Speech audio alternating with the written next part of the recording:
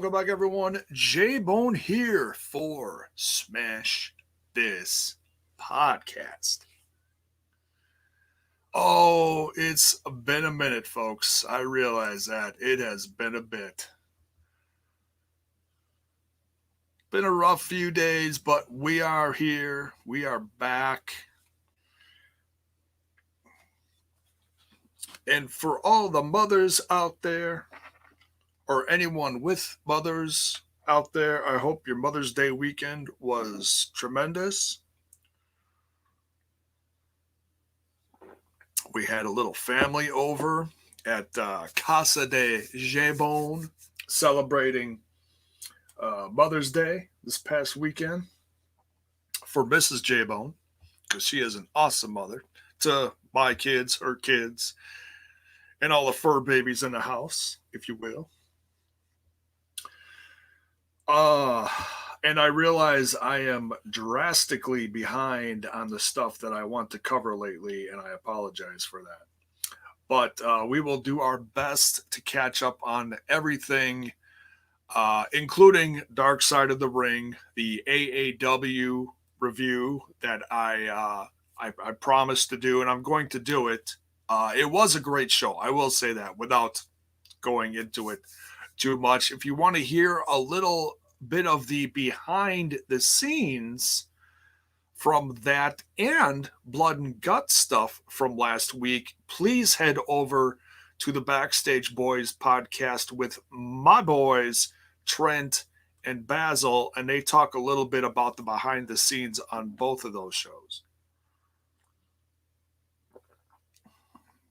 It really is a good show, and they dive into the behind the scenes stuff and stuff that they do, whether it's Basil doing camera work for AEW for a big event like Blood and Guts, which I did hear that the infamous shot of MJF on top of the double cage at the end of the show where he's full of blood and his arms are out like this and it's a far back shot, that is Basil's shot. So props to Basil on that famous shot.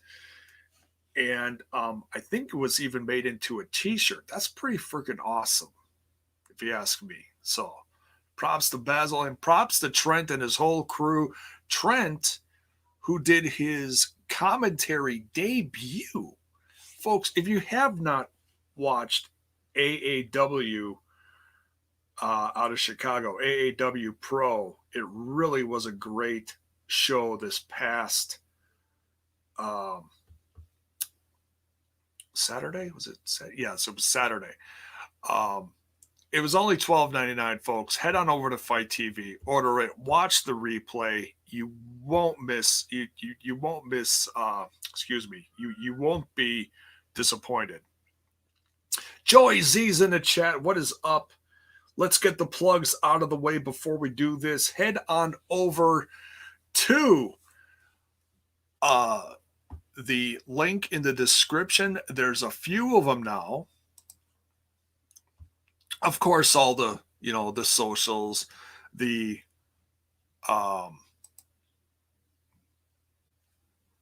face botch, the Twitter box, and that Instanek. And now you can support the show in a bunch of different ways. The merch link is in the description. I want to thank you to everyone who has recently purchased some merch to help support the show. It's greatly appreciated. There's lots of different shirts, designs, phone cases, caps, hoodies, tanks, bandanas, all sorts of stuff. Go check it out. If you're listening on audio, from wherever you're listening on audio, whether it's something with Apple Podcasts, Google, which I hear the numbers are growing for that. Thank you. Spotify, wherever you catch the podcast, much appreciated. And also the newest way that you can help support the show is over at buymeacoffee.com/smash this pod. That link is in the description as well. And the best part about that is whatever you donate or choose to help support the show in that way, 100% of it goes to the podcast. It's not like Patreon or another site where only a portion of that goes to the, whatever you're doing, the podcast or whatever your small business may be. 100% of it comes to me. So please consider doing that. As we jump into this, is there any news? Oh, there is a little bit of news. Shall we play the yeah, let's play the jingle. Let's do some J-Bones news. Jiminy Christmas! And now, some J-Bones news. Take it away, J-Bone. Let's do this. Searching for my fake wrestling news. Oh, but it's not fake wrestling news when it comes to stuff from J-Bone here on Smash This Podcast. I don't have a lot today. I mean, there is some stuff with AEW coming out of this episode, but we'll get into that as we're covering the results and review. As far as the updated Double or Nothing card, we'll cover that then. I do have a piece of news regarding this Azteca Underground as it's related to MLW. This makes me very curious. I'm going to keep a very close eye on this, folks. And I know I've said that before, but I've been checking out some other podcasts following this stuff. Distinctly one that has had some personal ties to it before, and that's the MMM show, the Mats, Masks, and Mayhem podcast. And they've been keeping a very close eye on this as well. But we actually have a little news within the last couple days. Someone, let's see, who did an interview with, Bauer. It was, Sean Waltman did an interview. And Kurt Bauer, and I quote here, it's going to be a separate show, it looks like, this Azteca Underground. It's going to be interesting with the new project, Azteca Underground. It's a pretty fun project, Bauer said, but it's going to be easier for us to make something feel distinctly different from Fusion. When asked to confirm by co-host Nick Hausman if the intent is to launch a second MLW series that is Azteca Underground instead of solely having it exist within the Fusion universe, Bauer said. All I can say is we may or may not have received 2 bids for a second series that may or may not involve Azteca Underground. And so for those of you who don't know, Lucha Underground villain Dario Cueto made his debut this last week's season finale of MLW Fusion. And it was reported that the storyline would continue at the next set of MLW tapings in Philadelphia in July. Luis Fernandez-Gil, who played Dario Cueto in Lucha Underground, signed a long-term deal with MLW to reprise the role. Lucha Underground ran on El Rey from 2014 to 2018, and the new Azteca Underground is intended to be a spiritual successor. For those on audio, I'm using my quote fingers there. A spiritual successor to the original series instead of a proper reboot. So, that's also very interesting. And Selena De La Renta on that exit also she is exiting the series on that from that show, and she was a very significant part of that. I really kind of wish she would continue. Maybe, who knows? Maybe she'll resign and just be on Azteca Underground. Who knows? But we'll see. For the folks of you who have been following me for a long time, I did all the Lucha Underground reviews. I only missed a couple, a few episodes in the first season, and it was the best thing. I still say it was the best thing in this past decade of professional wrestling, whether it was an actual brand of wrestling or not. Now, the interesting thing about this is if it's tied to MLW, it actually, in a sense, becomes a separate wrestling brand. As in, it's from MLW, not a Hollywood type show or a Hollywood born show. So that right there is very interesting.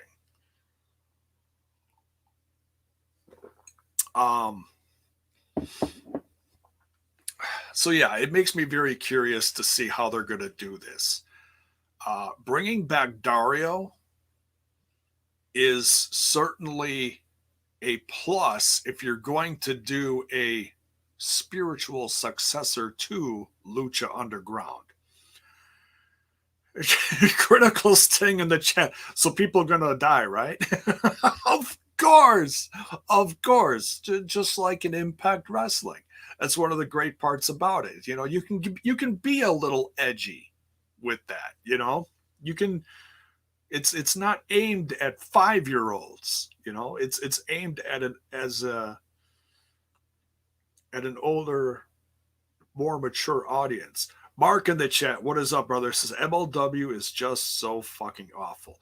I mean, there are pluses and minuses to this show. One thing that I've been very critical about is that it still does not have a women's division. I don't understand that. Because you have officially killed off the last woman that is on the show with Selena De La Renta. To my knowledge, that there still is no other women on the show.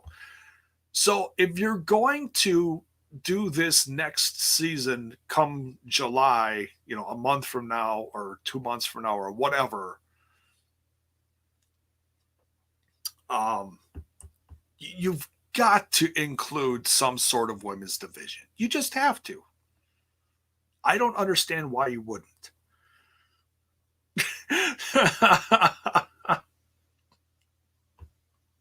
MLW a sausage fest, yo.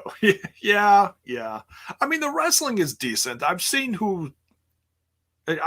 clips of the last show that they had, and the Myron Reed versus Leo Rush match, very good. No matter where you put that show or no matter where you put that match on, it's going to be great. By the way, Leo Rush and Myron Reed both separately part of this AAW show that went on this past weekend as well.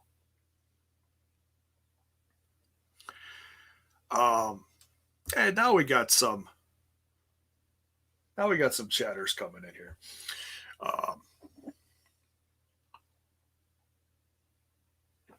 Great to see.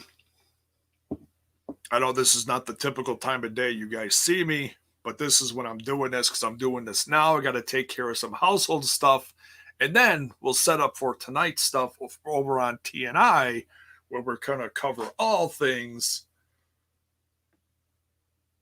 Impact Wrestling, including the watch along, the review following. Can't wait for that. And it's all leading to Under Siege this weekend. You know what? Well, we're not going to do predictions now. We're probably going to do predictions tomorrow at some point.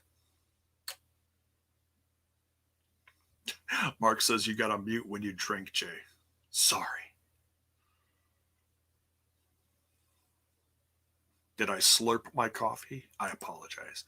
Let's quick jump in ImpactWrestling.com and see if there's any news updates. Okay, so we got the preview for tonight. Where is... Oh, excuse me. Saturday, May 15th. Under Siege. Let's just quick go over the card. We're not going to do predictions. We'll do that tomorrow. 6-way for the number 1 contenders match. We've got Sabin, Bay, Callahan, Cardona, Miguel, and Moose. That is going to be an absolute banger. That should probably, be the headliner there. This is going to be a lot of fun. We've got the Impact World Champion. Still funny to have that roll off the lips like that.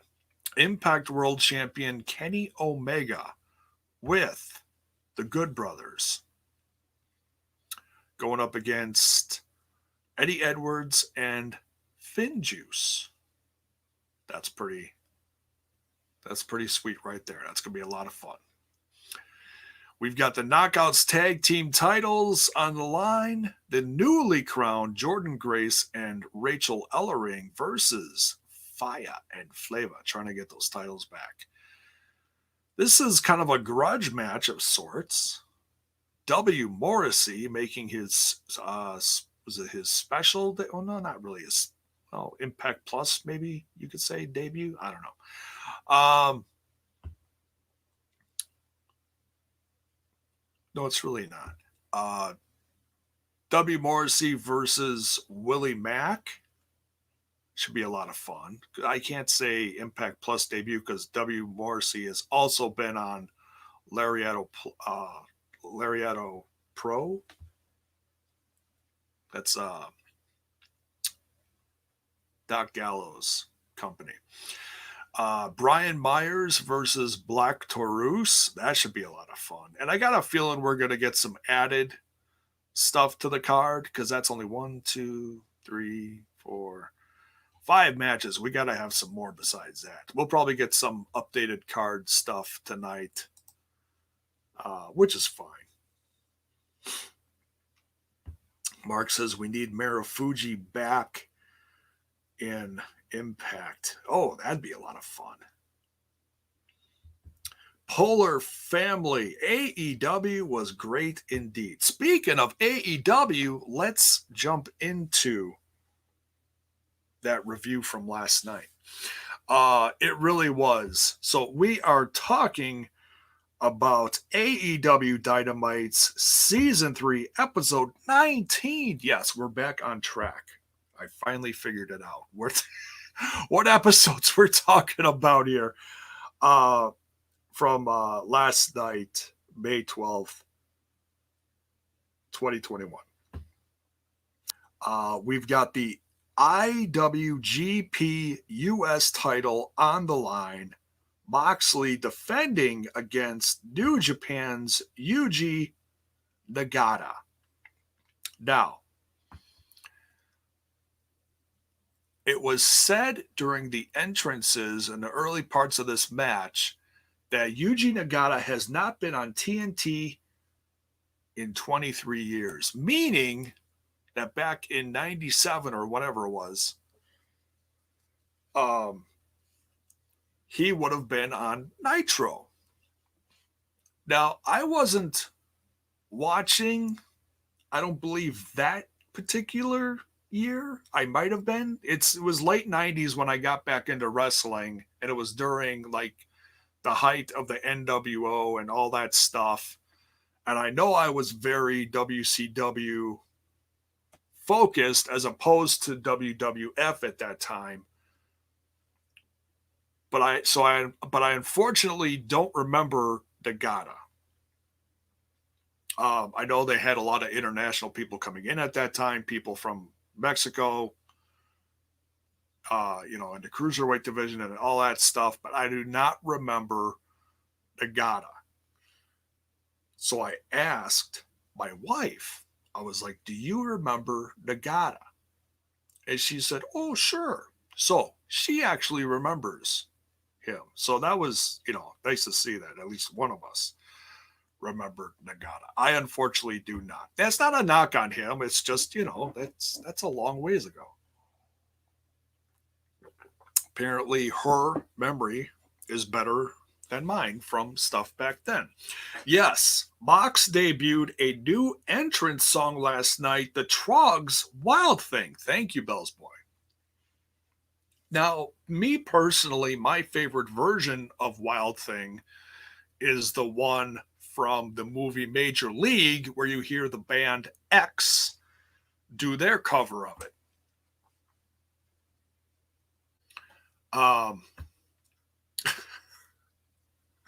But that's just me. I think that would fit him a lot better, and I think just to have people sing along to that version as opposed to the Trogs version, which is no offense to the Trogs. I love the song no matter who does it, but it's different. It's cool. I like the change. I mean, I liked his heavy metal stuff that Ruckus came up with. Or no, it wasn't Ruckus. It was someone else. Some other band came up with it. I forget what it was. Oh, we got some.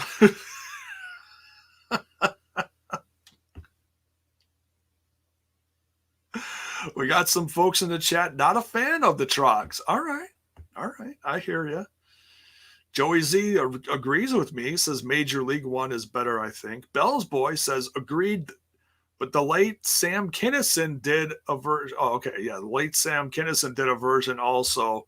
Yes, with what's her name? Jessica Hahn was in the video, rolling around half naked or whatever, with all the guys from the LA club scene back then. Oh my goodness, great stuff. Jeff Samuel says. Even J-Po thinks it doesn't fit Moxley. The song fits Moxley. I think it does. Just I want a different version of it. That's all. So, but yeah. Give me your opinions on it. Do you like it? Do you not? Let me know. Races fan rocks. What is up, dude? Haven't seen you in a while. Good to see you. So yeah, and this was a great match. I would have loved to seen this go like a half an hour more, but obviously they got to put more stuff on the show. But yeah, this was a lot of fun. And Yuji Nagata, 53 years old, God bless him. Man, that guy could still go. Holy shnikes. Just absolutely tore it up with Mox. Mox defends successfully, though. And a huge amount of respect at the end. They both bow to each other as they end in the ring there. Bell's voice says, "Rest in peace, Tawny Katan." Yes, very sad. Yes, an iconic vixen of the MTV video era. Yes, Mark. Nagata is 53. He says, "Fuck me." Yeah. Then we get a promo here from Sammy Guevara, Ortiz, and Jake Hager. They are pissed. They are pissed about the loss. And they're not pissed at Sammy. They're just pissed at what a scumbag Max is, that he, threw off their leader, Jericho, threw him off from the cage. But it's not really a loss. It's, they didn't beat him. They didn't, they're like, if you beat us, you got to kill us if you want to beat us, that kind of thing. that kind of scenario you throw out there. You got to kill me to beat me. And that's kind of what they're portraying here to the fans is, they're not really truly beaten. So they want a rematch. They want a rematch with the Pinnacle. And they're not going to rest until they get one. Then we get a promo from Cody Rhodes. Oh my goodness. This promo. Just when you think that you couldn't get a better promo out of Cody Rhodes, he comes in with this. It almost sounds like he's running for office. He really does here. Talks about the American dream, and that even though Anthony Ogogo covered him with another country's flag, doesn't mean he was laying down for his country. And he was like, it was a big, pro USA, like old school, almost felt like, the fans chanting along with, say, a Hacksaw Jim Duggan versus someone anti-American, USA, USA. It felt like that. It really did. It was a cool moment. Great promo from Cody Rhodes. My goodness. I mean, he really, folks, he is a chip off the old block. The apple does not fall far from the tree when it comes to Cody Rhodes and talking about his father, Dusty Rhodes, if you will. Yeah, this I love this. So he basically challenged Anthony Ogogo to a match at Double or Nothing, which I'm sure that's if it's not official yet, it will be official within the next 24 to 48 hours. Next, we have the AEW Tag Team Titles on the line. Young Bucks defending their tag titles against SCU, and SCU saying they either win or they're done. And they've been on this for a while where they've had quite the winning streak, and they deserve a shot at the titles.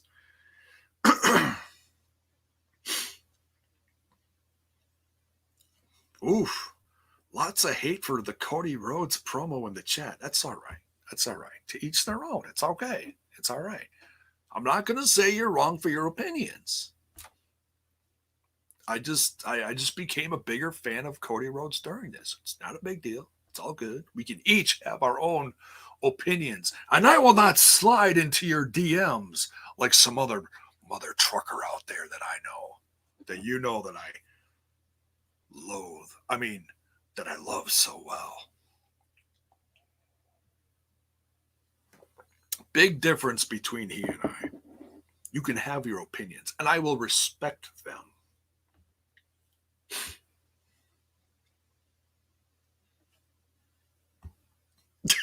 Joey Z says, I left the room about 30 seconds in. Oof. Oof.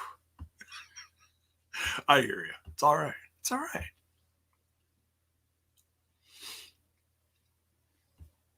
So yeah, it's win or go home for SCU. Christopher Daniels hinting at retirement here. Man, I loved this tag team match. Both teams absolutely on fire. Little did I know that this match was going to become a bloodbath, courtesy of one Christopher Daniels. He literally left it all in the ring and outside of the ring as well, where the pints of blood were spilled outside of the ring and inside of the ring.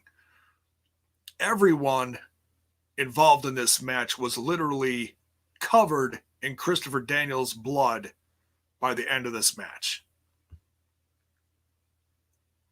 It was very emotional, very emotionally charged wrestling match. Racist Fan says, did he blade? I don't know. If he did, I didn't see it. The moment came when Christopher Daniels' head he was outside of the ring and he was leaning up against the ring post. His head was against it and he was just drifting away from it. And was it Nick? Yeah, it was Nick of the two, young bucks. Super kicked his head back into the ring post, and I believe that's what caused the cut above the eye. So, yes, Polar Family, SCU losing was sad, but we kind of saw this coming. I was ready for this.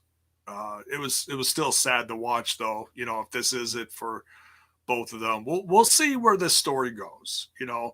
I obviously don't see Kazarian, who is in the best shape of his career, in my opinion, over the course of this last calendar year, has absolutely turned his body into what looks like a Greek god. I mean, he really is in just tremendous shape.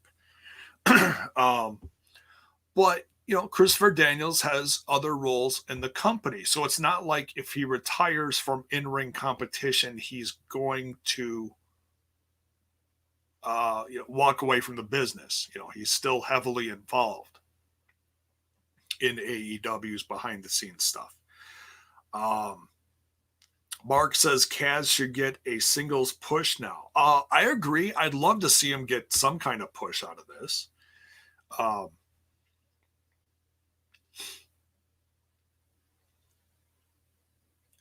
He also says they never said Bad Influence couldn't still wrestle. I mean, we don't know. And maybe even if SCU is done, maybe Christopher Daniels will get one last match and then head into a retirement. Maybe. We'll see. I don't want to assume anything at this point. Kaz is 42. Yeah. And I think Christopher Daniels is a little older, not much older. But yeah. Great tag match. Young Bucks retaining here. And then so then the Elite are celebrating in the ring. The Good Brothers are out there with Callis. And because of this loss, Mox and Kingston are very upset at the Elite, and they destroy the Elite's dressing room as a result of this loss from SCU. And of course, this leads to later, I know I'm jumping ahead here a little bit, but the Elite, as in the Young Bucks, challenge Mox and Kingston to a match at Double or Nothing to defend their titles. So,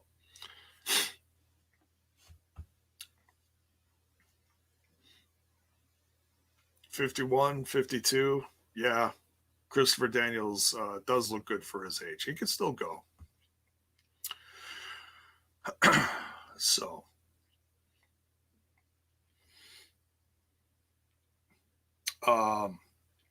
next we get Dasha with Christian in the back, and talks about he's going to be in the Casino Battle Royal at Double or Nothing. But Matt Sydal says he accepts Christian's open challenge, and they're going to face off next week on Dynamite. So that should be a good match.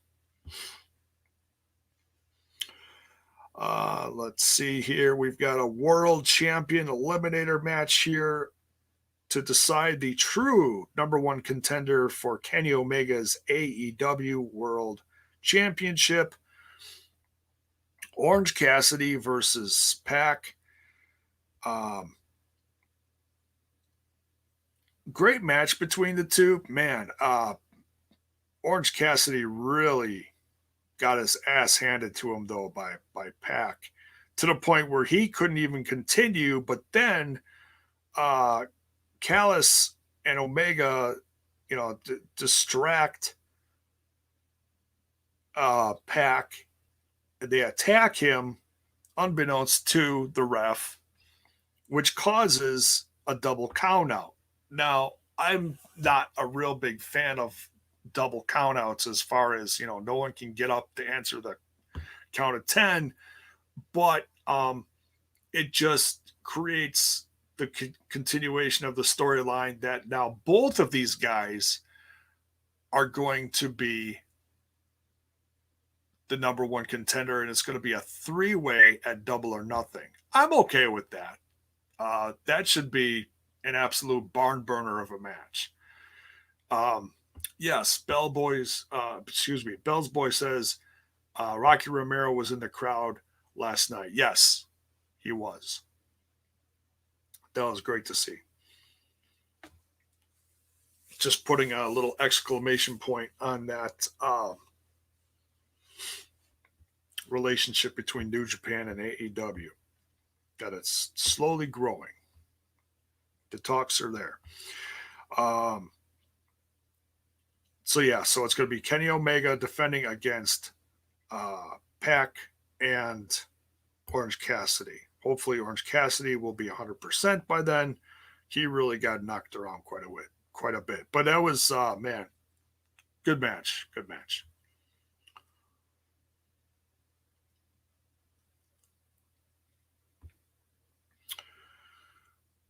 And then we have that section, that scene where the Elite challenges Mox and Kingston at Double or Nothing, which of course is what they would have wanted. We'll be doing predictions for that soon. Adam Page in the back challenges Brian Cage. That's going to be a match at Double or Nothing. That one, I believe, was made official.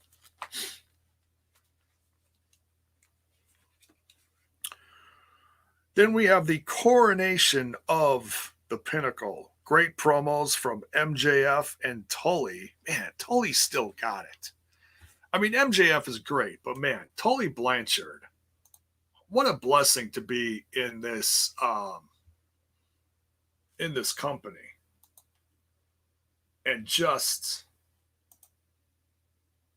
great on the mic. He really is.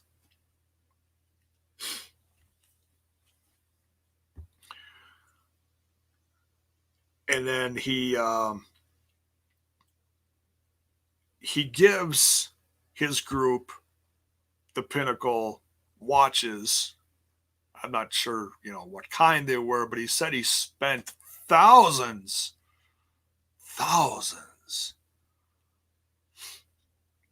of dollars on these watches. And then told his boys, this is just a reminder of how much you guys mean to me and all this stuff.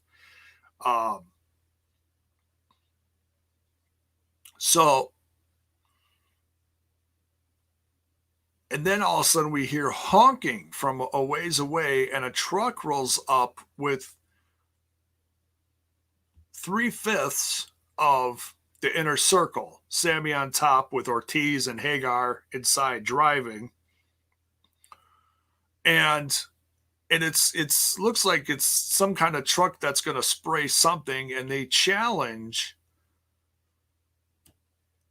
they want an answer from the Pinnacle as far as a match at Double or Nothing. And then all of a sudden, Chris Jericho pops up, and his arms all bandaged up and in a giant brace. Apparently that's from his fall. Whether it's a legit injury or not, I'm not going to assume. I haven't heard anything, but I did hear that the guys absolutely were banged up from this. The injuries were shown. Sammy Guevara had a giant gash on his upper back of his shoulder. Sure, that had several stitches. Santana apparently was banged up and was sick. That's why he didn't join them this week.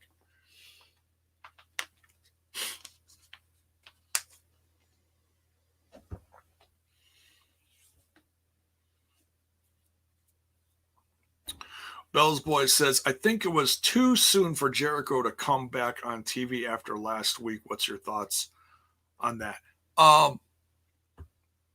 Yeah, they probably could have waited another week to like sell the fall because I mean, I don't think anybody expected Jericho to come back this week. They could have taped something and taped something like, him in a hospital bed or shown a picture of him in a hospital bed, all taped up and bandaged or whatever. They could have done something like that. I think that would have been a little better, but I'm not going to overthink it. It was just basically like, hey, you didn't kill us off. We're still fine. We want our revenge because of what you did. So MJF is like, oh, you want a rematch? All right. How about a double or nothing? We do a stadium stampede match. And if you lose, you have to disband. But I'm jumping ahead here. Before they did that, they hit him with a little bit of the bubbly and sprayed the whole ring. And it was a la, Attitude Era. Whether it was Stone Cold in the beer truck or Kurt Angle in the milk truck. I dug it. I thought it was okay. You do a little throwback thing here and there. So that was fun. I liked it.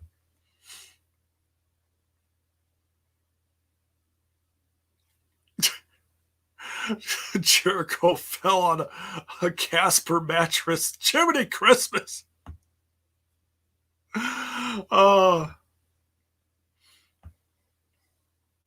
So yeah. Fun segment. So yeah, we'll see if the Inner Circle accepts this challenge, but I'm assuming they will. That'll be set up for Double or Nothing, the Stadium Stampede match. Then we get an interview with JR and Britt Baker.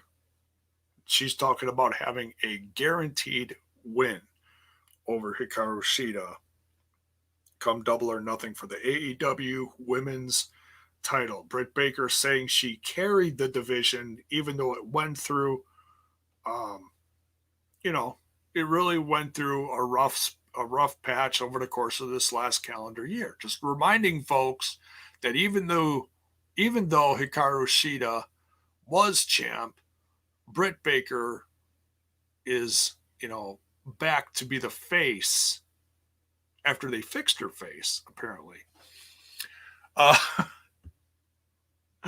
Back to be the face of the division. So, saying Hikaru Shida is going to face Britt Baker at Double or Nothing for the AEW Women's title. Yes, Mark saying AEW Women's division is back, baby. Yeah, they really do have a decent division now with Chris Statlander being back, Britt Baker, Hikaru Shida, some other international women being present from Japan. Great to see. Big Swole, Velvet, Red Velvet, almost said Velvet Sky. Whoops. Jade Cargill. So yeah, Thunder Rosa, among many others. So yeah, it's a lot of fun. The women's division is absolutely back. I don't think you can deny that. It's been rough, but they did good on making it relevant again. Thunder Rosa then versus Jazmin Allure with a short but sweet match. Thunder Rosa beats her with the Fire Thunder Driver. I love that name of that move, Fire Thunder Driver.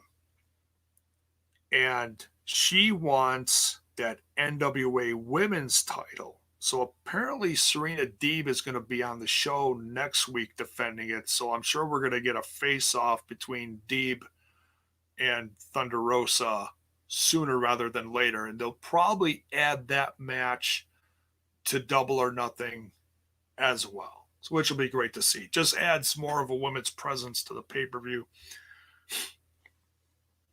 So, yeah, we haven't seen Deeb in a while. I don't know if she was banged up or if they just didn't have her on, or not sure why. Maybe she got sick. I'm not sure. Then we get Tony Skibone with Jade Cargill saying that she's still taking offers for, management position, but she's been turning down a few. So I've got a feeling she's going to make a decision soon. And I also have a feeling that it's going to be someone that we haven't seen yet. And I don't know who they would bring in for that. So we'll have to see.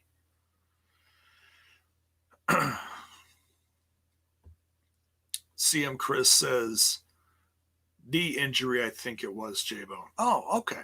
Gotcha. Could be.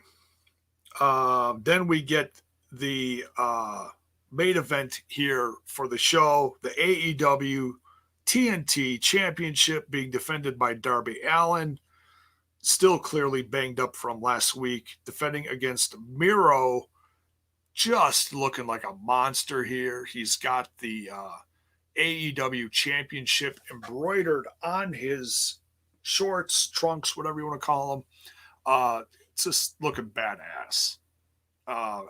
As much as I love Darby Allin being on top of this, this championship for the last several months, representing it well, doing what he's doing, I feel like it was a good time. If it wasn't going to be here, it was going to be at Double or Nothing. Absolutely no doubt. I'm sure that fall didn't do Darby Allin any favors last week. I did hear he was banged up from it, but to what degree, I'm not sure. You read reports, you hear things, you're like, okay, you don't know what to buy sometimes. But he was taped up. He looked like he was hurting. And then Miro took 5 minutes and absolutely destroyed him outside of the ring even before they rung the bell for the match. So that didn't help Darby Allin either. But Darby Allin proves how tough he is in this match again, but still to no avail. Miro beats him. But it was a really good match. They gave this match plenty of time, about 15 minutes, 10 minutes on TV, without the commercials and breaks and stuff. But Miro beats him, even with Sting outside. But Paige and Sky attack Sting while he's outside of the ring looking on, in Darby Allin's corner. And even after the match,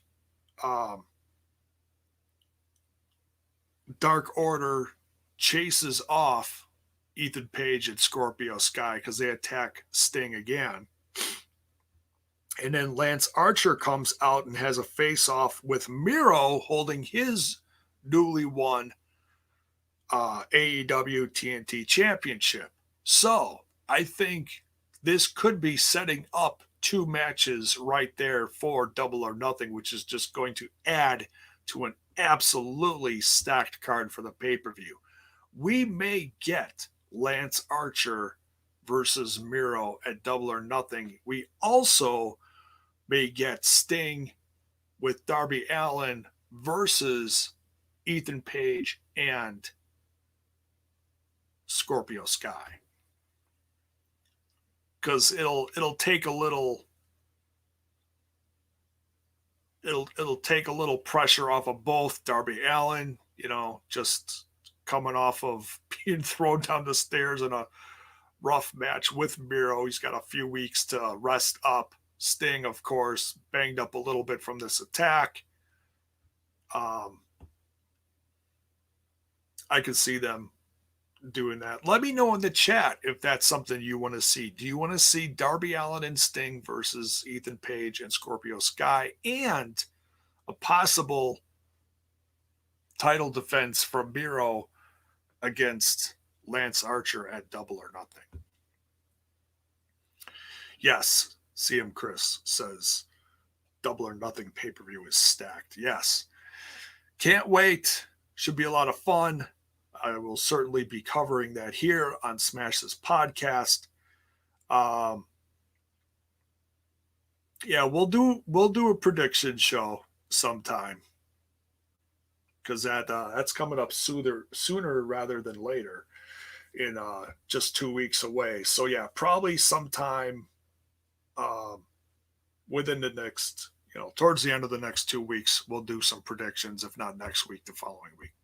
So that's it for this episode of AEW Dynamite. An absolutely loaded show again, with title defenses and storylines being furthered.